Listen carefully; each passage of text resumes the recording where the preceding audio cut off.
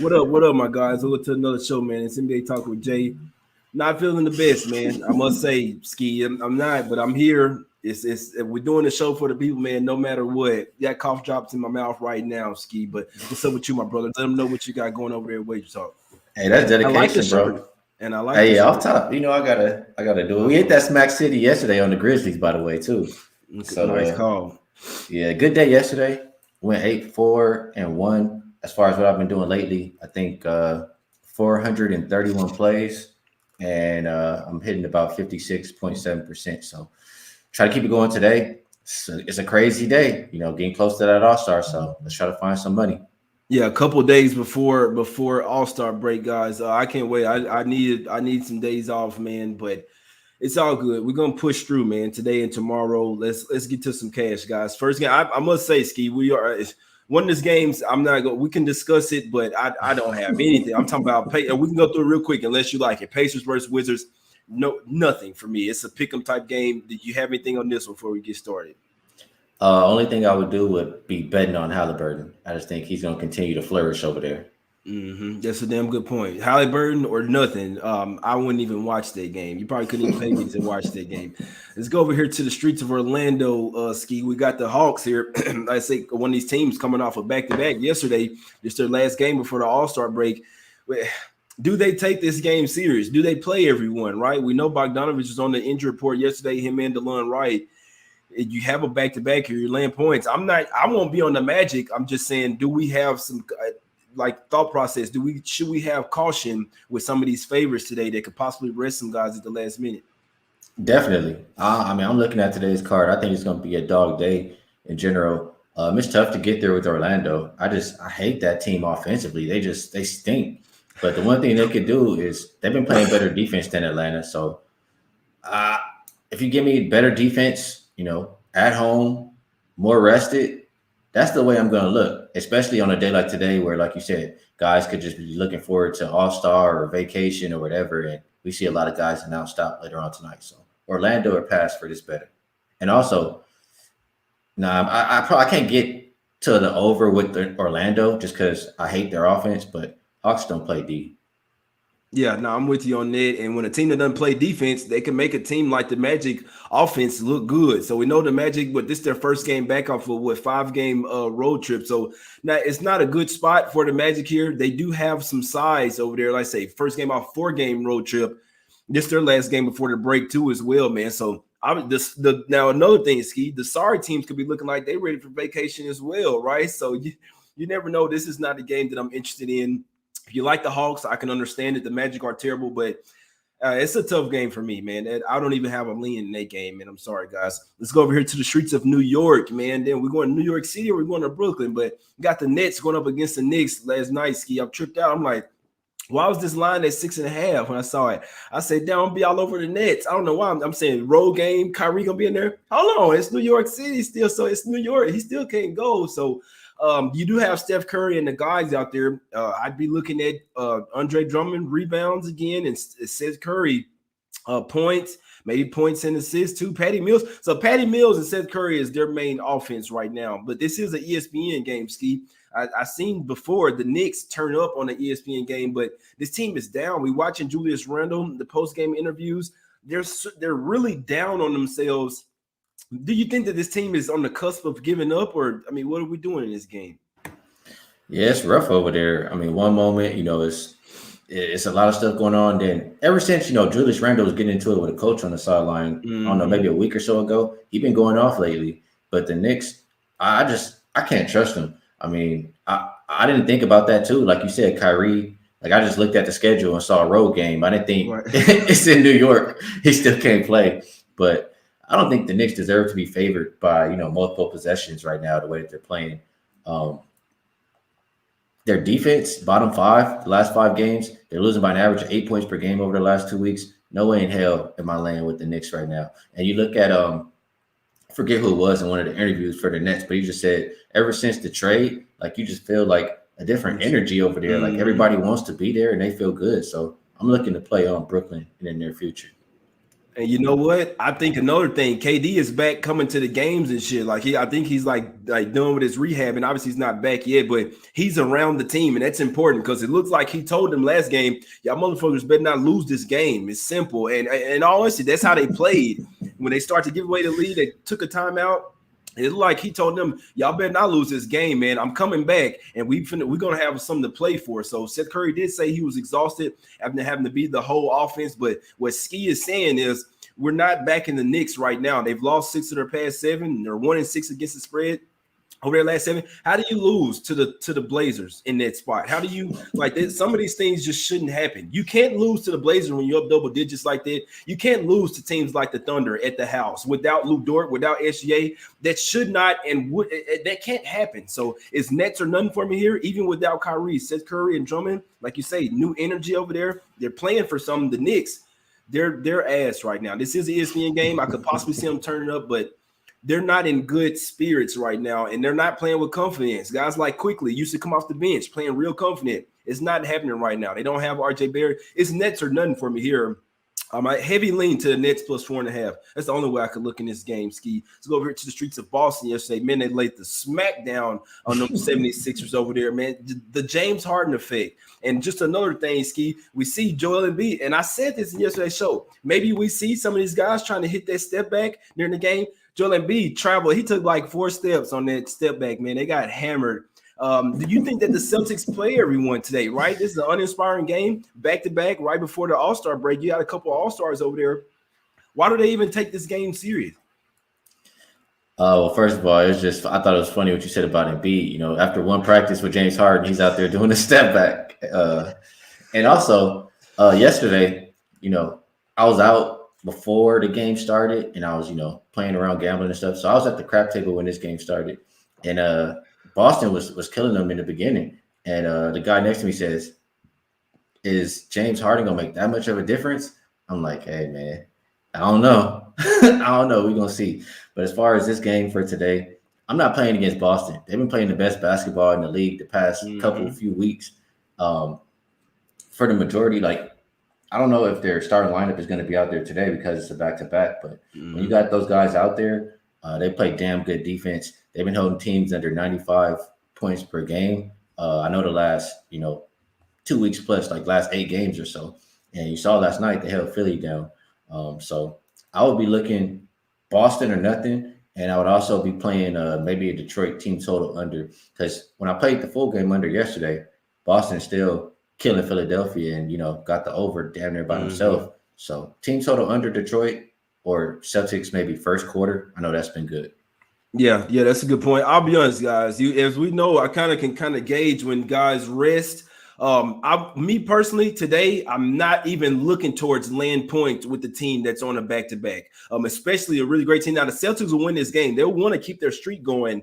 I really do sense that they could possibly rest maybe one of their stars. Why? Because they know that they can still win the game and get someone some rest, right? So they are coming off a blowout, and the guys didn't play in the fourth quarter, right? So it is important to know, but I'll just be honest with you. Some of these games I would be very hesitant with to bet or maybe wait till the last minute, right? So, I mean, this line's not going to go up too high. If you like the Celtics or even first quarter, first half, I would wait until the starting lineups are announced. That way you know for a fact it's full squad, and then they should come out here and smash these Pistons. So I'm not saying I lean the Pistons, but I'm saying this line could move down towards the Pistons with possibly, because even if Robert Williams is out, the line could possibly go down.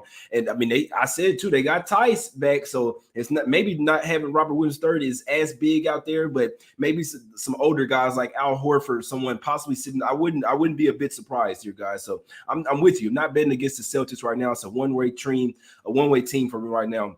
Let's go over here to the streets of Chicago, Skee. Talk about another one-way team. DeMar DeRozan has been balling over there, man. What do you think about this one, bro? Because I think that the Kings are buy on, right? They lost versus the Nets, but the Nets are also due to come up as well. So we know the Bulls still without LaVine, got DeRozan balling out of control. Do we trust them laying the 5 here, bro? Or can the Kings, do they try to find that energy once again? I lean the Kings here, Skee, I must say. One thing I'm done doing is betting against the Bulls, because it doesn't matter who's in the lineup. It don't matter how much rest they've had. They continue to win. And I don't know. I just personally, they've been biting me a lot this season, so I have a hard time betting against them. I probably will pick this one to go over. Bulls. I don't think either team is great defensively. I think the Kings' numbers have gotten better though lately because they got some bigger guys maybe to protect the paint, but not a game I'm gonna be betting. If I had to, gun in my head, I would bet the over. Gun to my head, which I hope that never happens, but I like the Kings in this one, man. I do. I think that even if they lose this game, they can keep it close.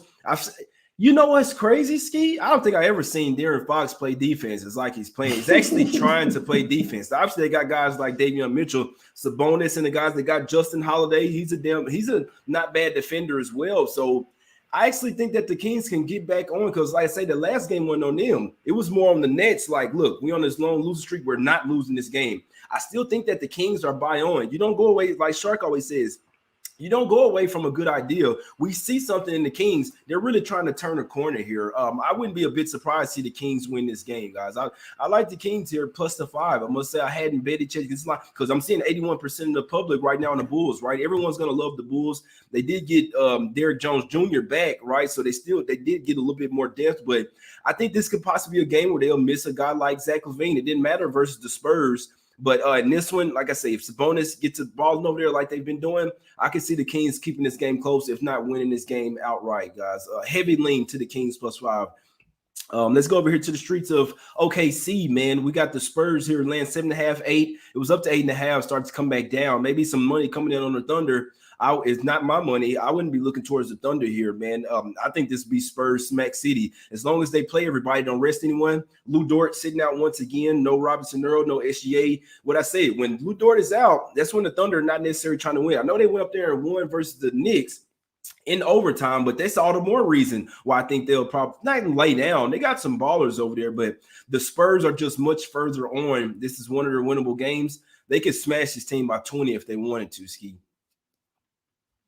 It sounds like you're more confident in this game than I am, but I'm gonna tell you, I can't get there, bro. I can't lay 7.5 with the Spurs. They're 22-36 this year. They're not even close to a winning record.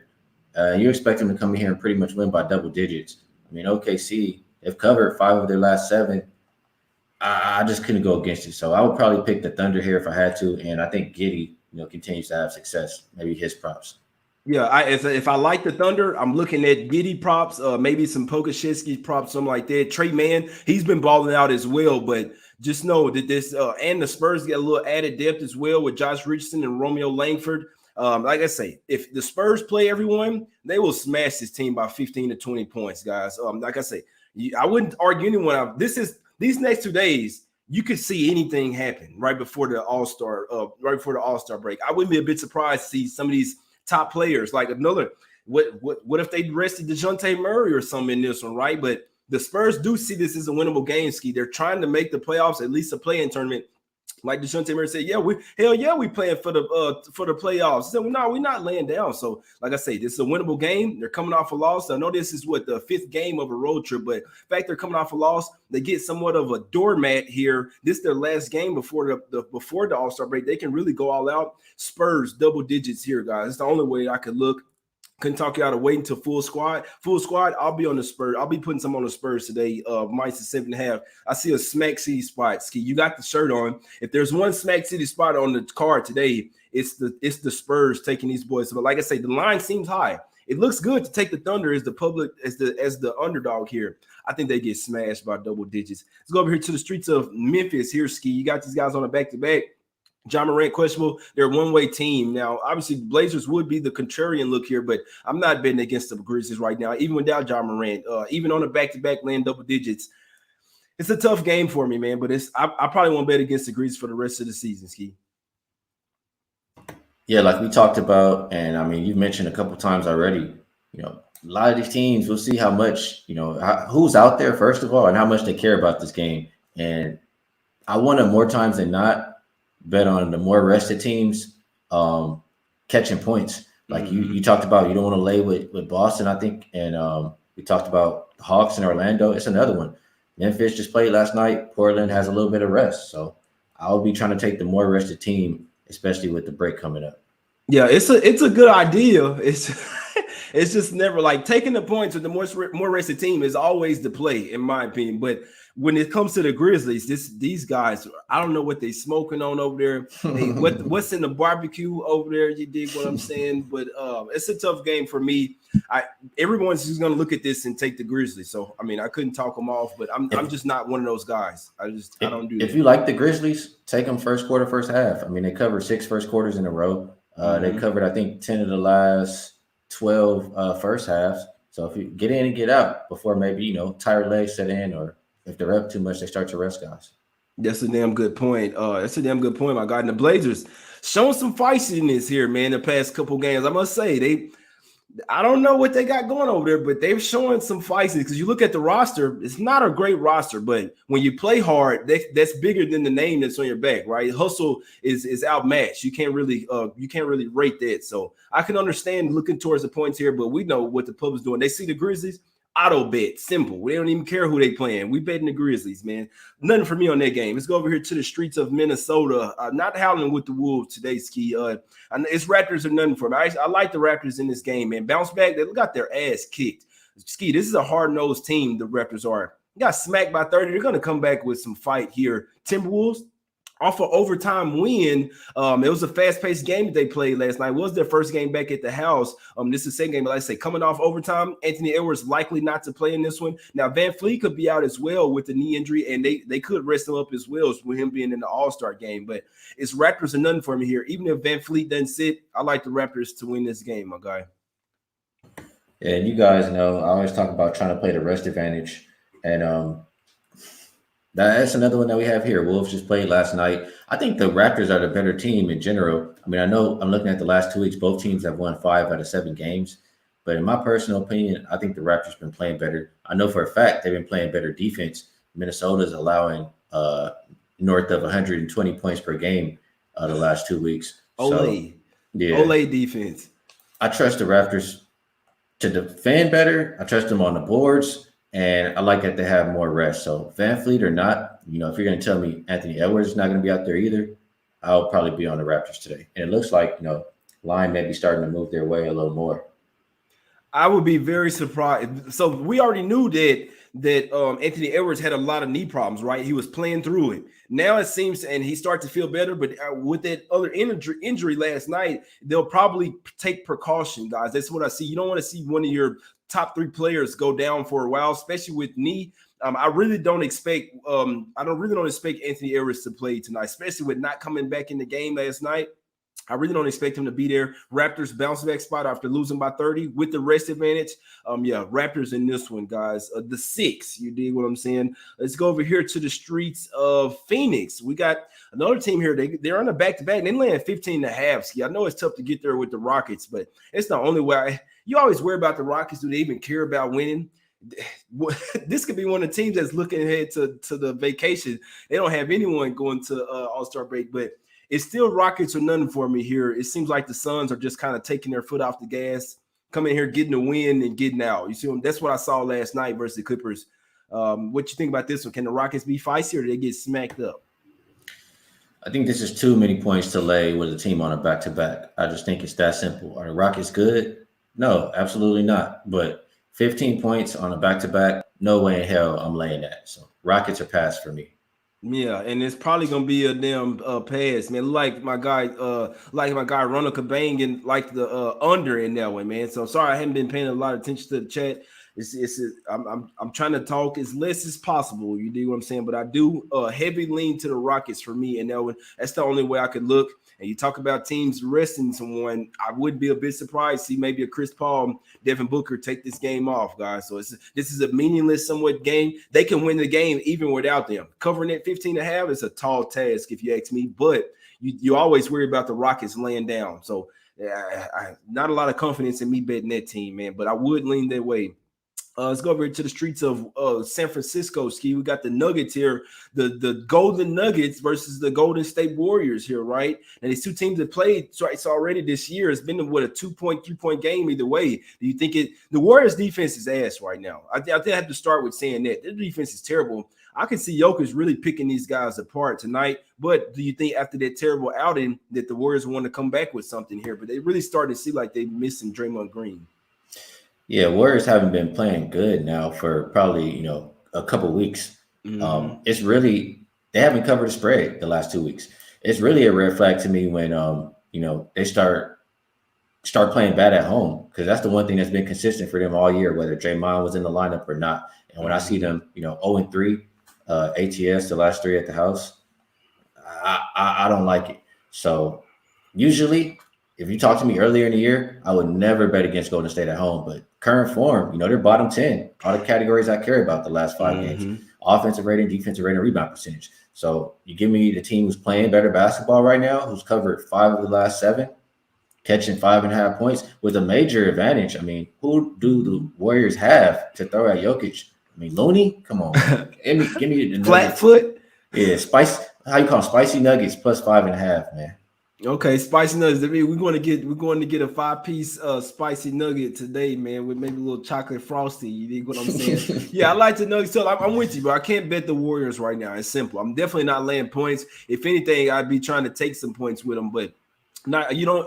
I can't trust this team laying points right now. And I could also see the Nuggets keeping it, even if they lose it. I could see them keeping within 2 possessions here. So I'm with you on that one, my guy. Nuggets plus the 5.5. I like it. Last game up.